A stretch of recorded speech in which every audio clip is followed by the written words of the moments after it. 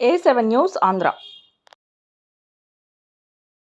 Visakha steel ప్లాంట్ని కేంద్ర రాష్ట్ర ప్రభుత్వాలు సంయుక్తంగా ప్రైవేటీకరించాలనే నిర్ణయానికి వచ్చినట్లుగా పరిరక్షణ వేదిక భావించింది. ఈ మేరకు వేదిక నాయకులు బుధవారం గాంధీనగర్ ప్రెస్ క్లబ్లో సమావేశమయ్యారు.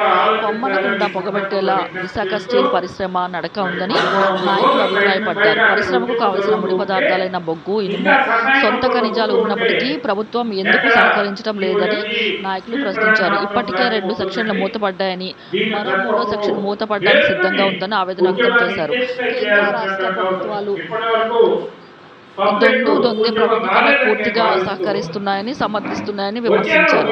జనసేన అధినేత రాష్ట్ర మంత్రి పవన్ కళ్యాణ్ రాజకీయాల్లోకి రాకముందు కార్మిక సంఘాల పురుడు పోసుకున్నాయని గుర్తుంచుకోవాలని హెచ్చరించారు.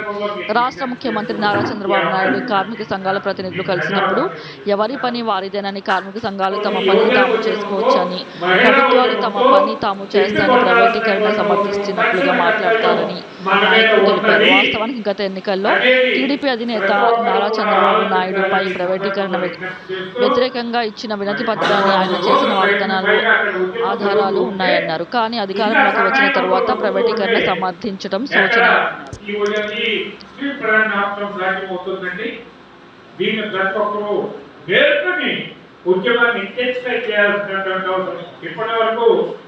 పబ్లిక్ ఉద్యమం రాలేదని నేను భావిస్తూ ఉన్నాను.